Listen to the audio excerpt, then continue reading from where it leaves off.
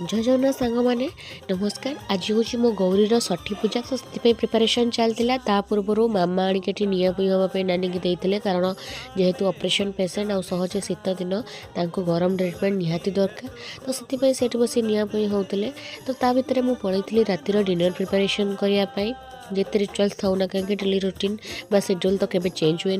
तो से भितर मामा आसिकी आमर नानी रूम टाक क्लीन कर देते जेहेतु तांकरी रूम ने ही षठी पूजा हम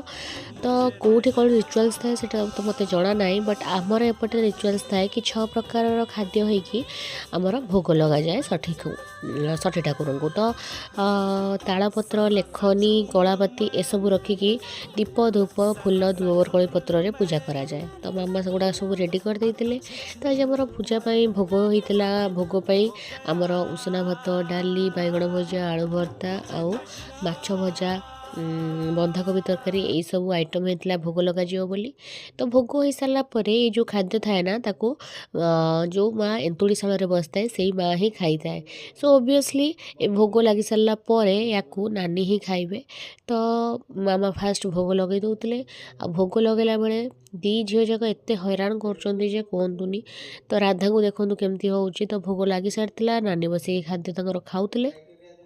तो ये दी भौणी बहुत खुशी थे कुनी भौणी सब देखिकी ता भितर गौरी कांदीबा लगी तो मुझे धरिकी तार खाद्य खुआली जोटा डॉक्टर प्रेस्क्राइब करते